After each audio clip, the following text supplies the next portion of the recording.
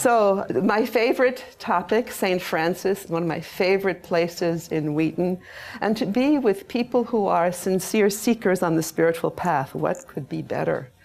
And of course, I'm still vibrating from Roger's talk right before this, the power of that and the presentation of that. And what an incredible, he had such a wonderful midrash presence, you know.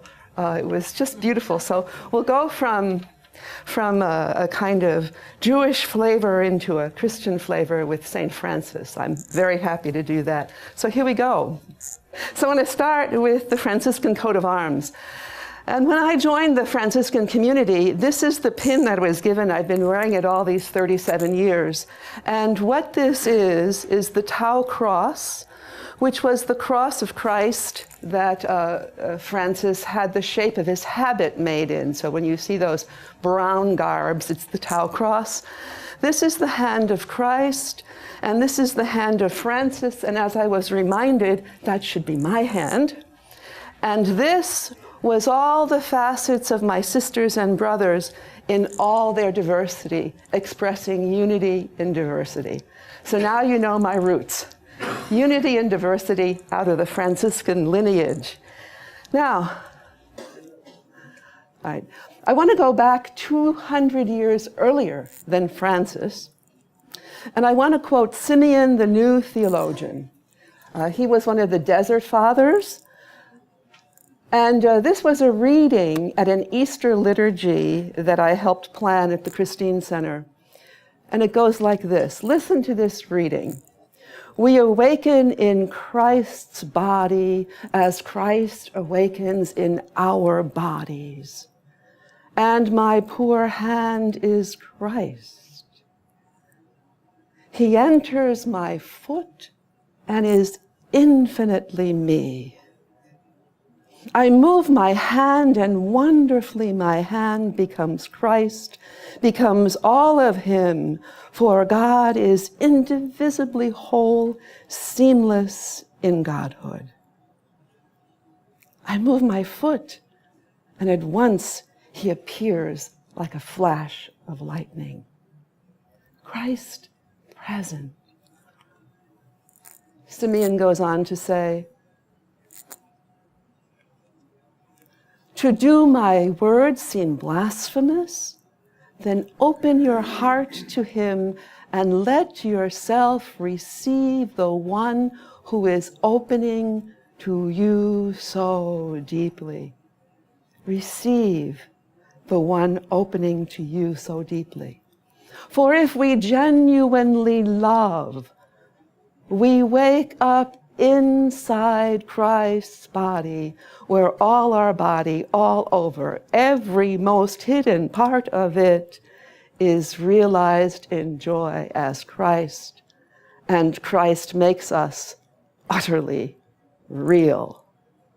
Christ makes us real, and everything that is hurt, everything that seemed to us dark, harsh, shameful, maimed, ugly, irreparably damaged, is in Christ transformed and recognized as whole, as lovely, and radiant in Christ's light. Christ awakens as the beloved in every last part of us. This is the lineage that Francis discovered, the lineage I come to you with today. What's amazing about this is that, notice the coincidence of opposites, the gorgeous and the dark, the harsh, the shameful, the maimed. Do you see it? The coincidence of opposites. The terrible and the amazing held together in Christ. Now, you have to see that. You have to get that. You have to understand that. And if you get that, it's the great Franciscan secret. Now, Teilhard said it this way. One could say the whole of life lies in seeing and becoming conscious. Sister Virginia Mary, my very first teacher, a Franciscan teacher, said to me, Gabe, how many minutes did you spend awake this week? So, and of course what she was asking was, the awake I just read to you about the Christ present, huh? How many, I thought seconds even. So Teilhard says this, to see, to be awake, to notice, to see more, to become conscious. Teilhard says, see or perish. This is the situation imposed on every element of the universe by the mysterious gift of existence, and thus to a higher degree, this is the human condition, see or perish. What a great kind of meme to run through this particular program that you're having here on eco-spirituality. See or perish, isn't that true? Speaker after speaker after speaker addresses the need to be awake and present. So here's a way of seeing. This is a wonderful statue now in Assisi, and it's the statue of St. Francis with this glorious corona that has the 6 major world traditions on it. What they're missing is the indigenous, of course. But there's the Jewish, the Muslim, the Christian. You can't quite make it out. It's the Om of the Hindu and the Buddhist wheel. So it's just a marvelous, and it stands at an interfaith center for that kind of study. Francis would approve, but Francis couldn't have done that. See that? So we're awakening, we keep awakening, or perishing. This is more typical. Francis of the bird bath.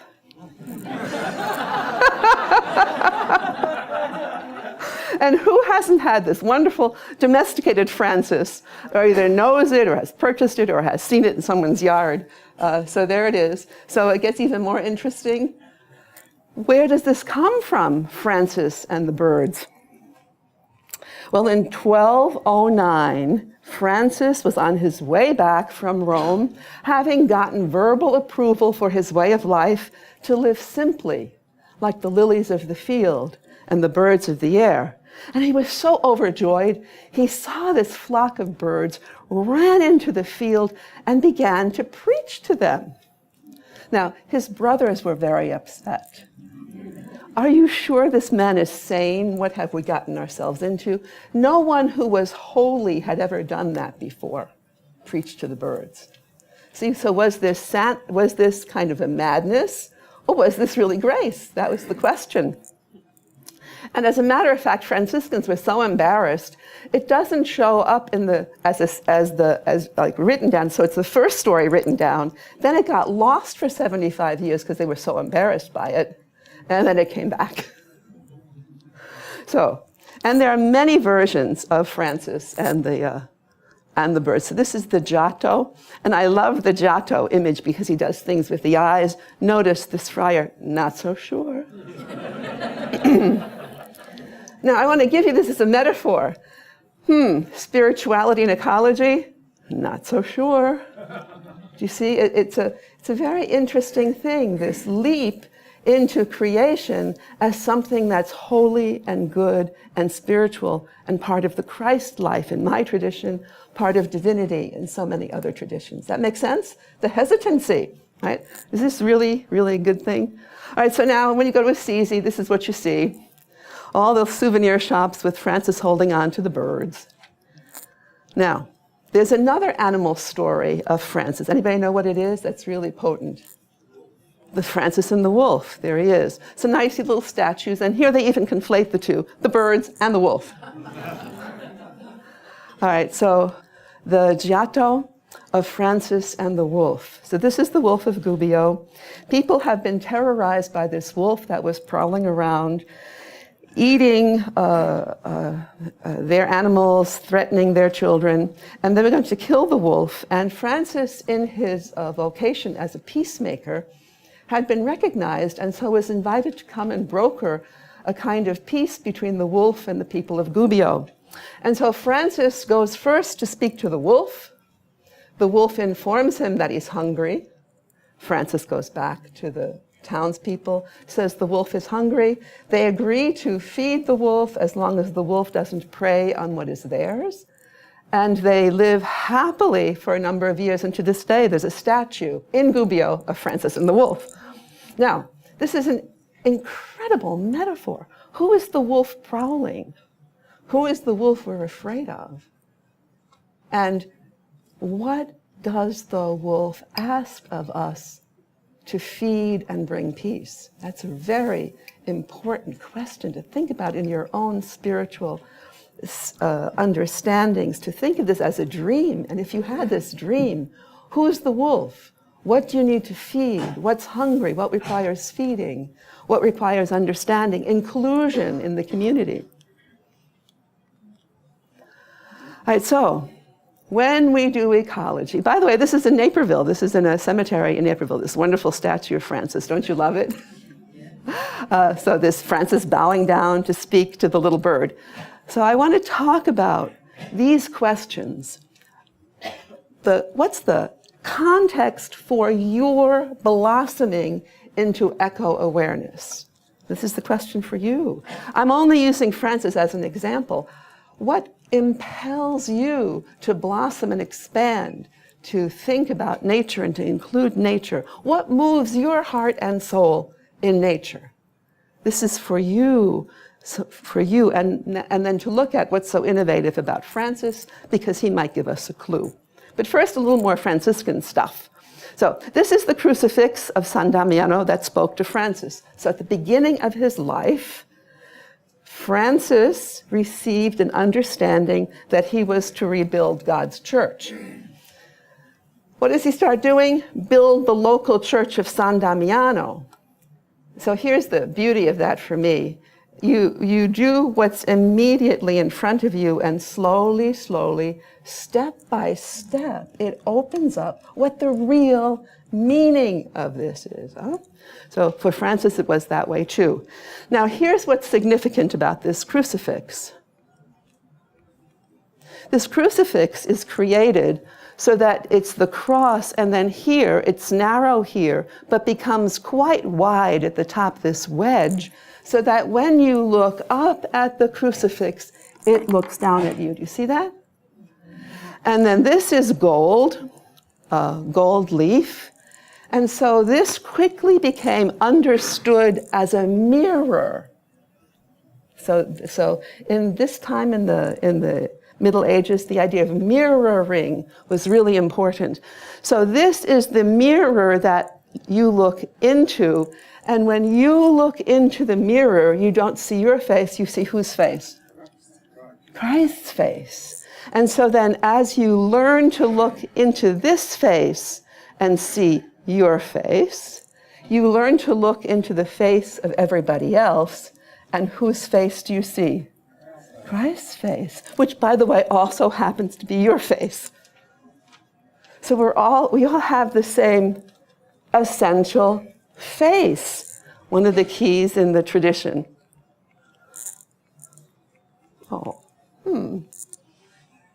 There we go. So this becomes the great Franciscan prayer. May the Lord bless you and keep you. May he turn to you his countenance and grant you peace. So here's another clue along the way. May the Lord bless you and keep you. May you see God's face and know peace. So the idea is to see God's face everywhere, and you'll be at peace. See how that hangs together? You see God's face, you'll be at peace. And that's shortened, of course, in the Franciscan world to pax et bonum. So then Francis began looking with these eyes to see the Christ, to see the Christ. And of course, the wonderful stories. So here's Francis looking at the fields of Assisi. When you go to Assisi now, there are at least 20 statues, life-size, of Francis at various places in Assisi, where you can imagine how it would have been for him. And so here he is on the hill of San Damiano, looking out across the field to Our Lady, down into the plains of the lower part of Assisi. Francis looking at creation, and Francis looking at the leper, We know this from our tradition. The leper, as he kisses that which was abominable to him, it becomes sweet as honey, because whose face does he see? Christ's face. So as you train yourself to look, to see the divine, Francis began with people, but as his spirituality matured, he began to notice how creation also mirrored back the divine. See where we're going with this? You practice looking, and suddenly you crack the code of what it is that you're actually seeing.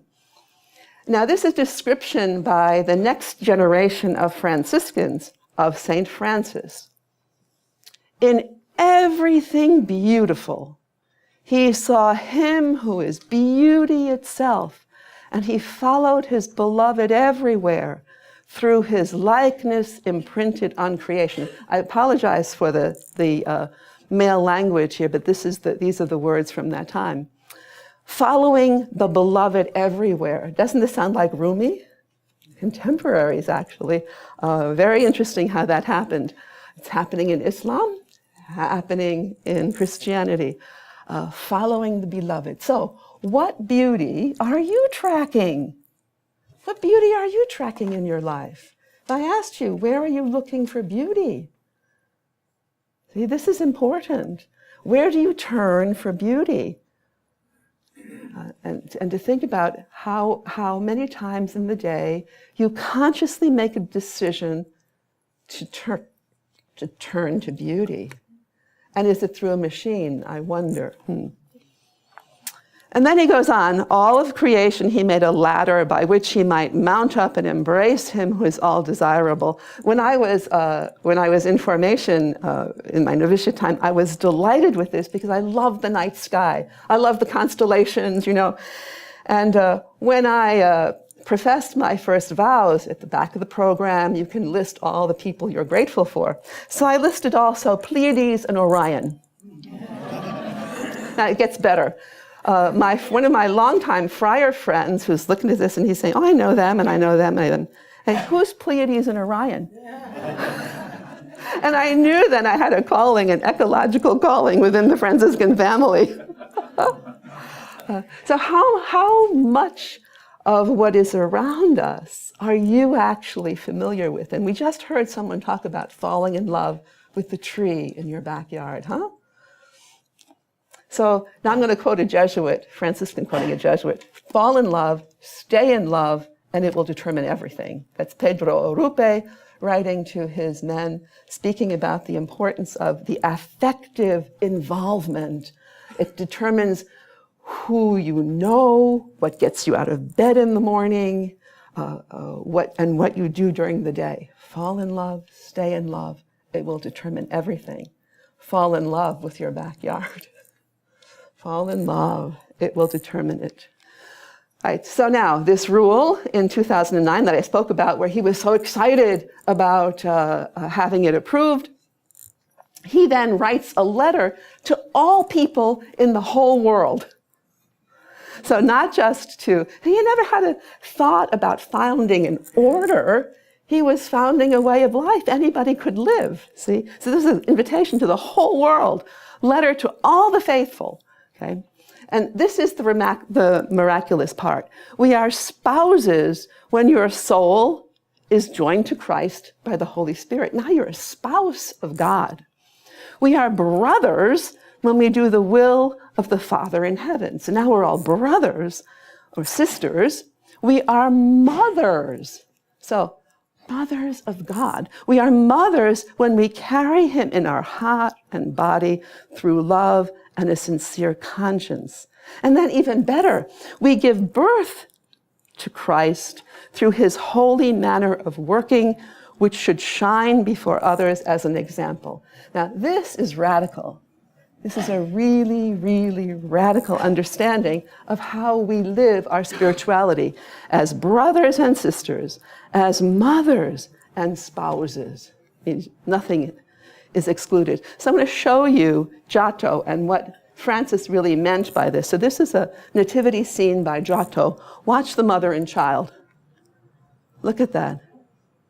The amazing gaze between these two. The Christ recognizes the Christ self in the mother recognizes herself and the Christ self in the child. You see that? That kind of steady, open, incredibly courageous looking, daring to say, God present. Isn't that amazing? Imagine turning to your neighbor right now, looking. And I must say, I live with another Franciscan sister, and sometimes looking, I'd rather not. And better yet, it's even harder when she looks at me and she sees my original goodness, and I'd rather not know it. You see that? That's really hard. If someone sees exactly how good you are, then you can't hide anymore. Right, so I call this a Bethlehem moment. In this most unexpected place, Christ, God, divine, is present. So now what I'm going to tell you is having an eco-spirituality is having Bethlehem moments in the most unexpected places. With lobsters, with polar bears, with a blade of grass, with the dandelion that is irritating you. Do you see? Bethlehem moments here in this unexpected place. Now I want to show you something else about Francis. Nature was incredibly influential. He didn't have many books, so he read the book of nature and he exposed himself to experience deep within nature. This is the cave at Laverna where he would pray, and there's the interior of the cave. But look how deep into the mountainside this is, huh? This sense of going deep into the womb of the earth. When was the last time you allowed nature to surround you as if you were in a womb? See that? And to nurture you there so that you could be reborn. See, the power of our spirituality can really give us fresh language for the way we are to be present in a new way in nature. And then he'd walk out and he'd see all of the Umbrian Valley before him. And Bonaventure goes on, he delighted in all the works of God's hands, and from the vision of joy on earth, his mind soared aloft to the life-giving source and cause of it. Hear the word, all. All, no exceptions. If our eco-spirituality is to have gravitas and influence, no exceptions allowed. That's how an ecosystem is. No exceptions. Nothing is left out. Everything is included. And then interpersonally, isn't that what we want? Never to be left out and always to be included. All right. So now, again, Bonaventure speaking to Francis, when he considered the primordial source of all things, he was filled even more with abundant piety. Now, what he means by there is abundant sense of reverence for God, or prayer, or a sense of awe and prayer, calling all creatures, no matter how small, by the name of brother or sister, because he knew they had the same source as himself. So that's a great practice, an ecological practice. Try calling everything brother and sister. So the plants that you're growing, greeting Sister Parsley, Brother Basil. And then there's even, as in Francis, Brother Fly and Sister Mosquito. Do you see this sense of we're all from the same source, the same source. So we're kin, just haven't met yet or have a relationship with yet.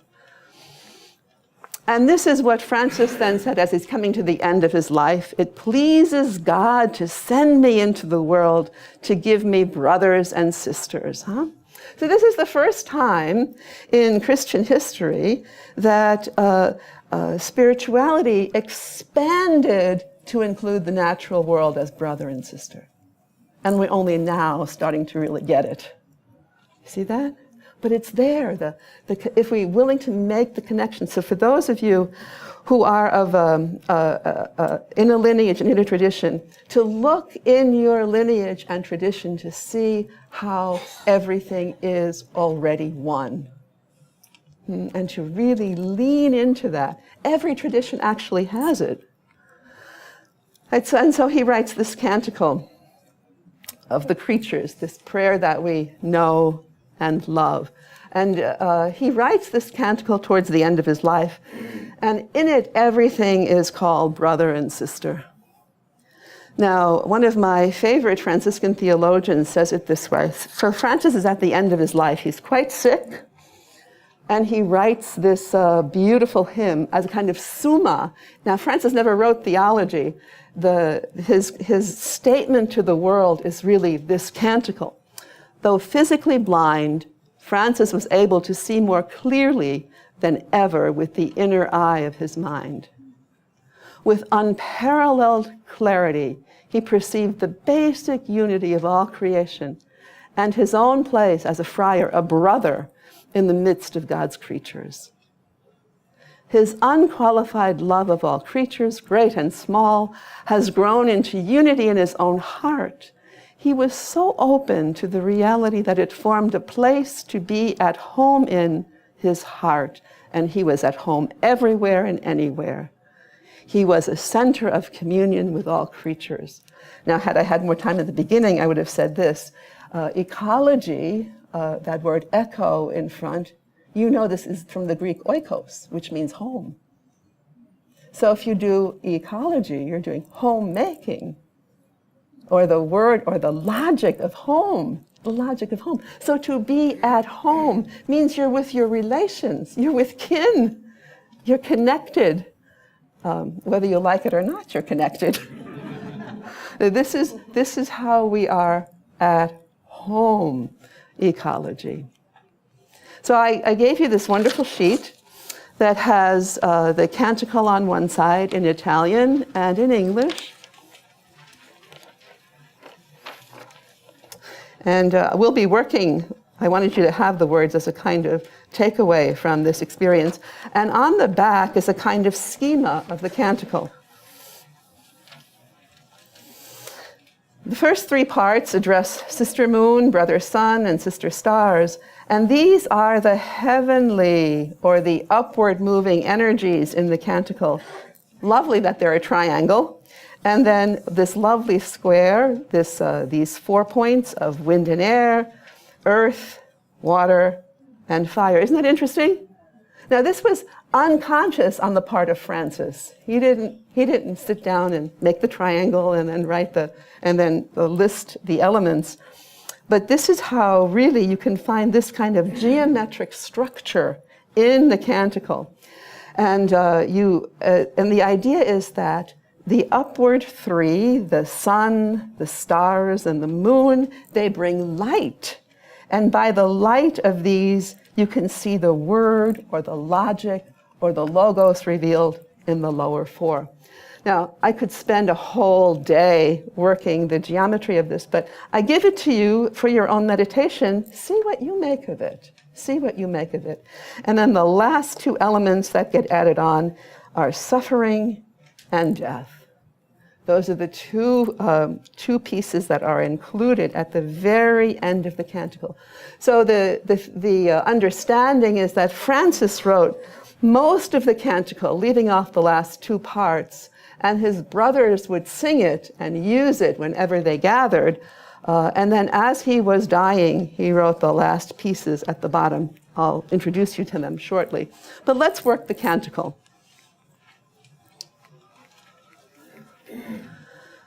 So he begins by speaking to God directly. Altissimo onnipotente bon Signore, tue sole laude la gloria et l'onore et onne benedizione a te solo altissimo se confano, e nullo homo ene digno e mentovare. This is in the Umbrian dialect. It is the first poem written in the Umbrian dialect. And every school child in Italy gets to memorize this poem. So it's like, it's like the first sonnet of Shakespeare, if you will, in the Italian language. So there's a lovely painting where you see Francis being propped up. He, of course, did a lot of fasting and spent his last days apologizing to Brother Body for mistreating it. And he has cataracts and he's quite blind at this time. And he's taken to San Damiano. This is how it looks today. And this is the exterior of the little building where he stayed, and occasionally they'd bring him out to be in this little courtyard, and he would imagine himself looking over the plains of Assisi. And every year, the sanctuary of San Damiano commissions a series of paintings that illustrate the canticle. I'll show them to you now. These are the ones that we have at the Christine Center, and we've created this station where you can walk around and see all 8 of the various elements that are part of the canticle, and our guests really love to be there. So from this sanctuary to that sanctuary, from the sanctuary of San Damiano, here we are. So he begins, Laudate si mi Signore cum tutte le tue creature, all your creatures, specialmente messer lo frate sole, lo quali orno e illumini noi per lui. Through whom you give us light, Sir Brother Sun. Now what Francis didn't know when he wrote this canticle is this reality that we know now. Francis goes on to say, et ello e bello e radiante cum grande splendore de te altissimo porta significazione, bearing a likeness of you. Here's what we know about the sun. Every second, 500 million tons of hydrogen become 496 million tons of helium.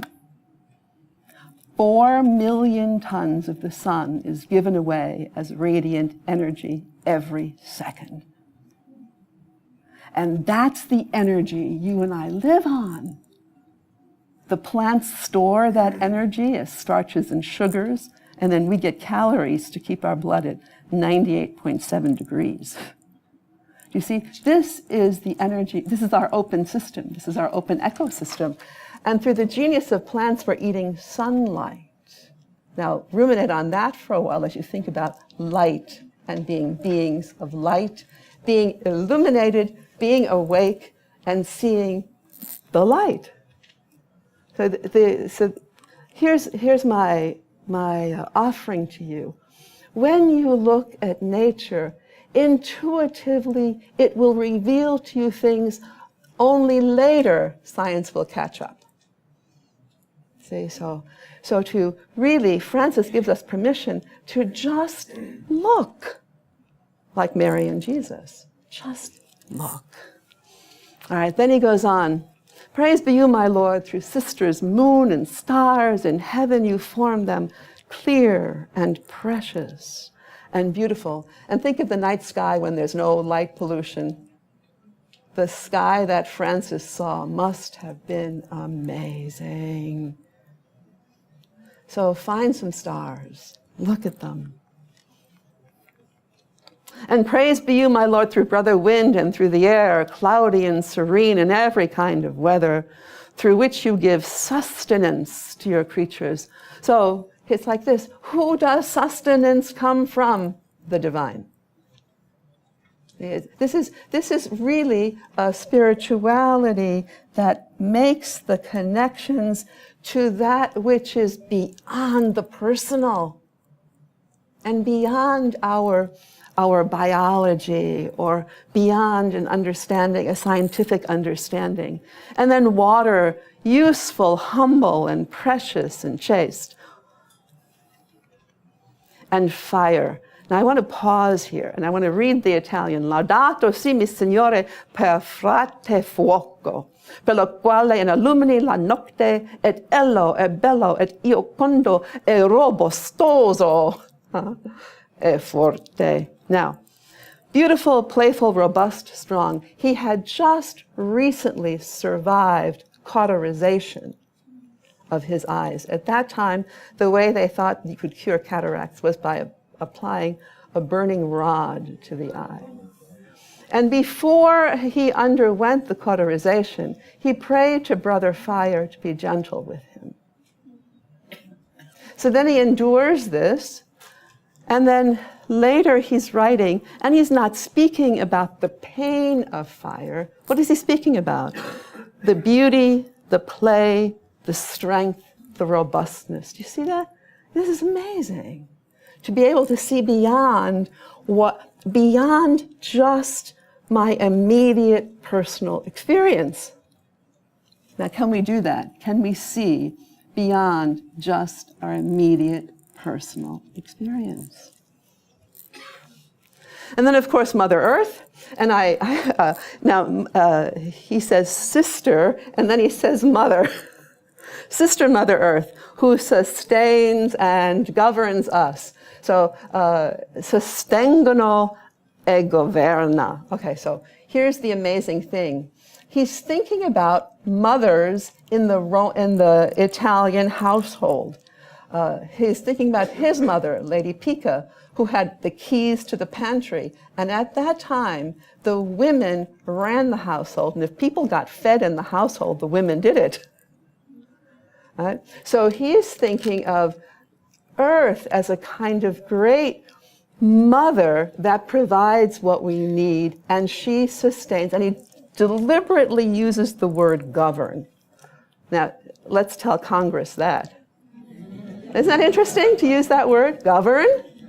Which means you have to listen in a very unique way to allow Earth to govern. And I want to say I'm very intrigued by a community that has formed in Vermont that takes as one of their spiritual vows, Earth obedience.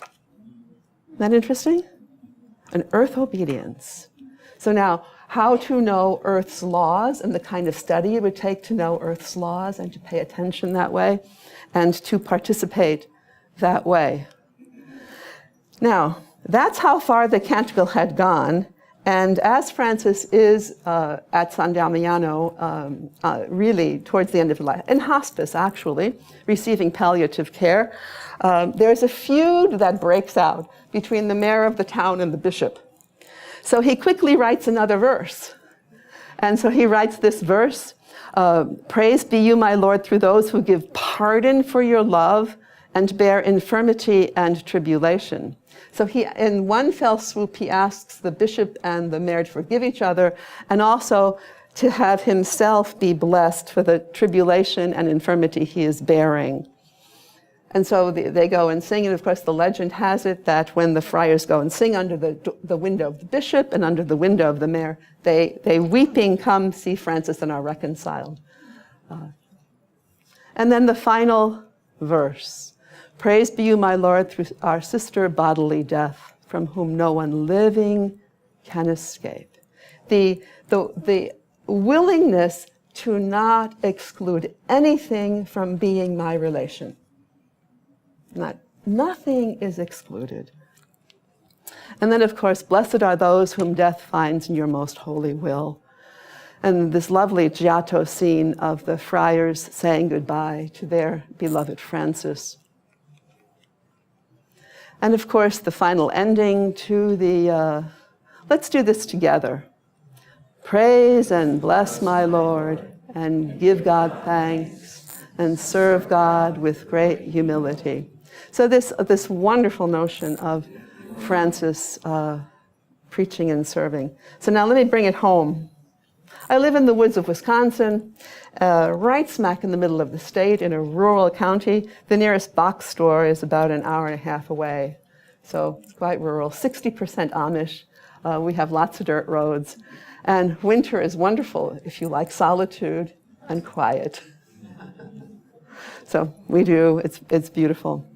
But this idea of understanding what really happens as you begin to watch nature, as I begin to know the woods around me, as I begin to know the seasons as they come and go.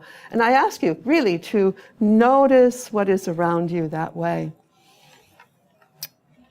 Teilhard also wrote a canticle, and his canticle was the Mass on the World. And he was contemplating how everything becomes Christ, the whole world. It's how we began, right? Contemplating how we are Christ. And here's the great leap. Finally, in the 20th century, there's another articulation how now the world too can be Christed, is revealing more and more the Christ through our human species looking. Notice. So I was noticing the spring flowers the second year we were there, and I was thrown by the words of the Mass on the World that came back to me.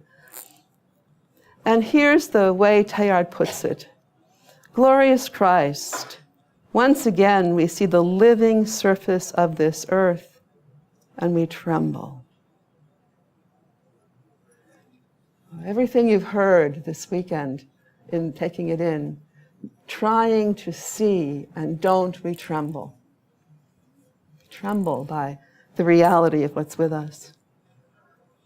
And then, of course, we're buoyed up by the spiritual practice that each of us has. And we say this with Teilhard, we behold the beauty of your spirit as it rises up, adorned with all the riches of the world. Letting everything around me speak of you, Divine One, I see you. And I know you, me, are the divine influence secretly diffused, active in the depths of all matter, hidden in the bright snow, the limpid pools, the evergreen hills, the fiery stars. You hear the echoes of Francis? You, Earth, are the mirror of God. There's the connection with the San Damiano. What I am seeing is the mirror of God. God seeing God. The first and the last, the living and the dead and the risen again. In truth, you dwell in this sacred place, our Christ and our God. In truth, you dwell in this sacred place, our Christ. In truth, you dwell in this sacred place. You see the three levels? Welcome home. That's ecology. So, creation mirrors Christ. Looking into Christ, creation is reflected back to us. Looking into creation, we see no less than the reflection of God. And isn't it all love? That the way we know it, the sense.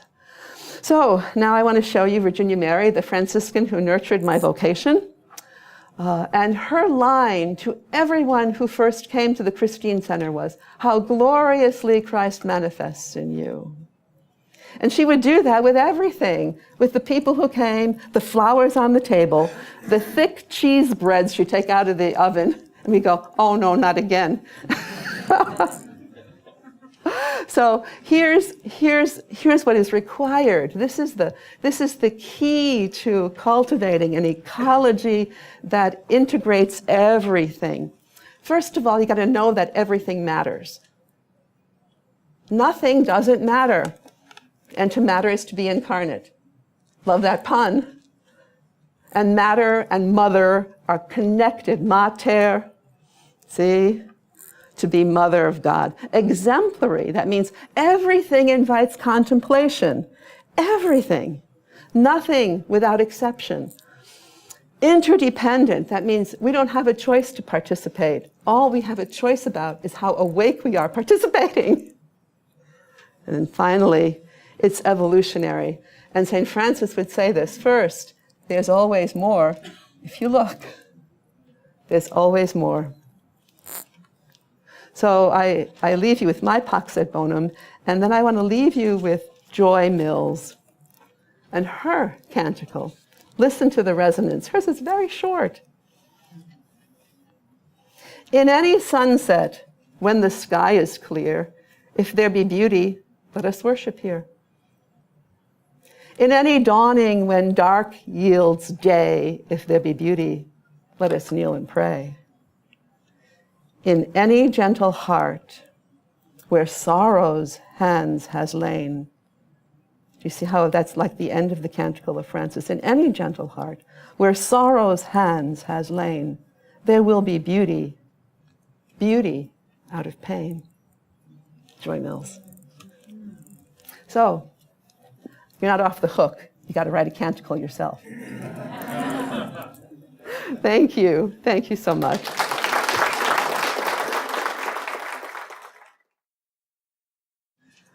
Lovely. Thank you so much. There's a line toward the end of the canticle. Blessed are those whom death will find in your most holy will, for the second death shall do them no harm. Now, it's interesting to me that in Theosophical philosophy there's a suggestion that after we physically die, we are still conscious, as most traditions say we are, and we're still ourself, our personality. Gradually, the consciousness withdraws more and more and more within, and all the memories of the personality go. And when all that energy is finally gone, there is a second death, and we enter into a state of bliss, which Christians would call heaven, and we would have other terms for it, and each religion might have another term for it. Very similar understanding for Francis. Is that what Francis thought? Yeah. So there's the two levels. I don't want to get into all the theology behind it, but there's the second death, that is the death of the dying into the beatific vision, the great transpersonal, oneing with God. And there's also the second death of the end of the world, at the great clarion call, and all living who have lived before are risen. So it's all of that wrapped in there. I kind of skipped over it because there's only so much you can do when you have an hour. Anything else? I hope you love. Yes, please. I was asking her to go back to the previous slide Yeah, so on that you could take cultivating it down. a Franciscan ecomysticism with 4 points. So just remember this, everything matters. So whatever happens, it matters. And everything is something to be learned from, and that we're always participating, even if we think we aren't. There's no getting out of it, and there's always more, because it's an evolutionary, onward, ever more revelation of God. So that's my quick shorthand for how Franciscans live their lives. Hopefully it resonates with you and you can find your own words. But if anything else, the takeaway is write your own canticle. Write it as bold and as big as you dare, and sing it, sound it, express it, let it be word, let people know. I was impressed with your passage on the sun. Mm-hmm. You call it Sir Brother Sun. Brother, Sir Brother Sun, yes. I was born a Zoroastrian, and we were taught very early in life that every time we pray during the daytime, we are supposed to face the sun and pray. Yes. If we pray at night, we are supposed to have a small sandalwood fire, yes, or a candle, yes, or a nightlight. Yes. These are all substitutes, yes, for the sun. Yes. But the sun was adored by Zoroaster. Yes. And, well, and here's the beautiful thing, that we have intuitively a sense of the magnificence of the sun, intuitively, But now we know even more how utterly dependent we are on the sun, No sun, no planet, Not as we know it. Not in the sustaining of this life form. So this is the amazing revelation more and more. Thank you. Anything else? It's interesting, just growing up in a Christian church myself, this was not part of the emphasis, and the reverence for Mother Earth and the communing, and we've obviously done a lot of damage to the earth. So I was just curious, was this mindset and this connection, was it lost? Was it never fully embraced? It doesn't seem to be strongly taught to us. So theologies fall in and out of fashion depending on what's happening in the dominant culture. That's how it is. You just know that, right? It falls in and out of fashion what stories you tell about your family. So this subtext of Francis has always been part of the Catholic tradition, but here's the interesting thing. When the Church was casting about for a theology to make its main theology, the Franciscans had to take care of struggles within their own community. So they left the University of Paris, and Thomas Aquinas' Summa was accepted. So Bonaventure's teachings are only taught to those who have master's degrees or PhDs. Most are trained in a kind of Thomistic Thomas Aquinas mode, which, here's the difference. Thomas begins, in the beginning there was nothing. Bonaventure begins, in the beginning there was love. And that's all the difference. And luckily, some of that strain has been preserved in the Jesuits, hence we have the Pope we have now. And I'll say more about that tomorrow. But so it's always been there. Always been there. And in the readings of the mystics, you see it. You know, you see it, taste it. It's never gone away. I'm looking at the second of those points, which is everything invites contemplation, and relating it a little bit to the last talk, in which the importance of awareness was stressed. Mm-hmm. Contemplation is another step inward and really invites a different kind of relationship and integration of the mind and the heart. And I'm thinking also in this regard of the work, for example, the book, and I can't think of the name of it, that was done by Matthew Fox in conjunction with Rupert Sheldrake. Mm-hmm. And it was a contemplation on the sun and its existence as a living being. Mm-hmm. And they talked about its breath, which is its own cycle of radiation. Very interesting. And I think this is the way science is moving, mm-hmm. and those who are involved with things like restoration ecology know that one has to come in a direct communication with other forms of life in mm-hmm. order to know what's needed. Yeah. Perhaps Francis knew that. Yeah, so here's this thing, this idea of contemplating whatever is before us. So contemplating the sun deeply and sensing it. You don't have to have a PhD in science to sense deeply into the essence of the sun, right? But you begin at home. This is ecology, right at home. So this one, this meal, this situation, this creature at home, do you see? Then you go, in your town, and then these in my town, water, air, trees, two-leggeds. Then these in my country, do you see? Then these in the world. So daring to take our president into contemplation.